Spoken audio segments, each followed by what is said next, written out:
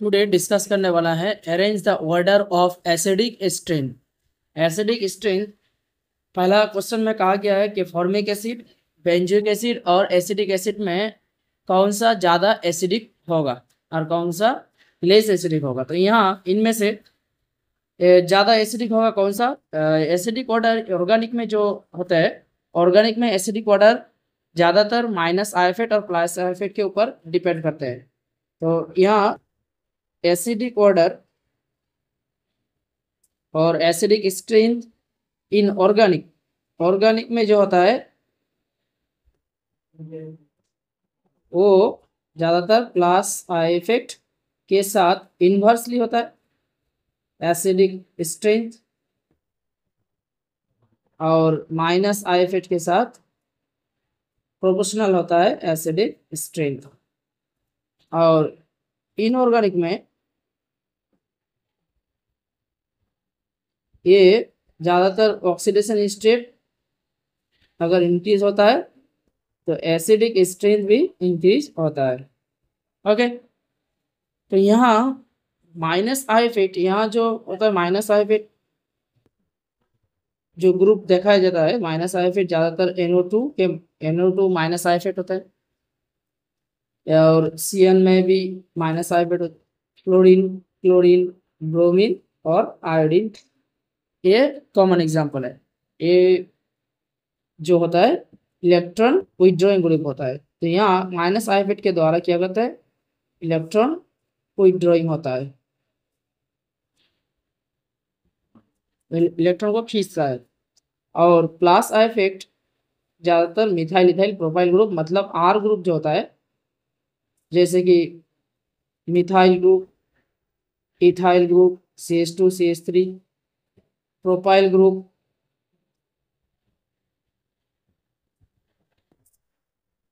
ये ग्रुप का plus I effect होता है, इलेक्ट्रॉन डोनेटिंग ग्रुप होता है, इलेक्ट्रॉन डोनेटिंग ग्रुप।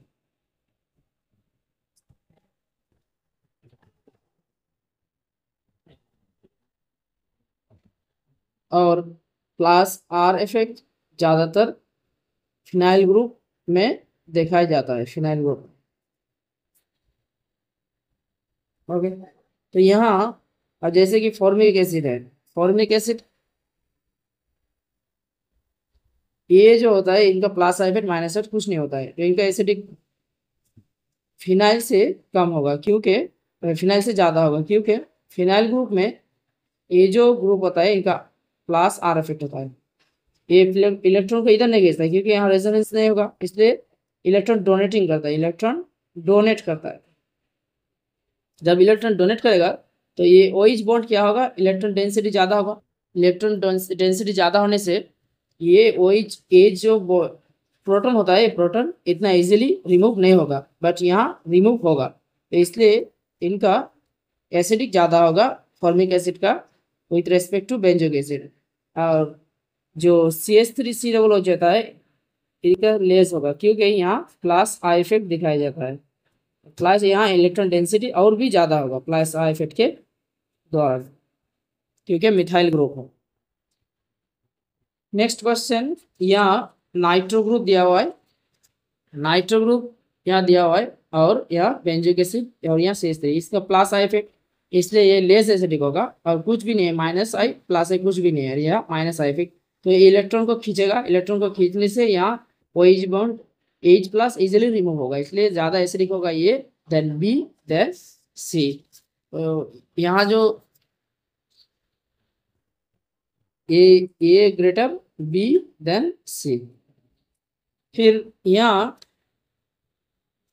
तीसरा क्वेश्चन में फ्लोरीन, क्लोरीन, यहाँ फ्लोरीन दिया हुआ है अल्फा कार्बन में, यहाँ अल्फा कार्बन में क्लोरीन, और यहाँ 2 ब्रोमीन, तो 2 फ्लोरीन, और यहाँ 3 फ्लोरीन, तो ज़्यादा कितना होगा, माइनस आई ज़्यादा है, इसलिए D का ज़्यादा होगा।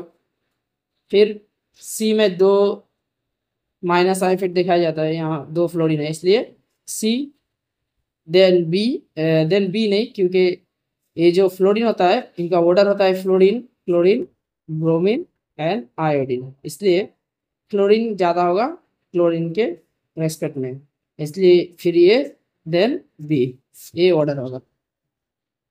और लास्ट वाला जो एग्जाम्पल है, वो लास्ट वाला एग्जाम्पल में क्या होगा, यहाँ ऑर्थो पोजिशन में है, यहाँ पैरा और यहाँ मेटा पोजिशन में।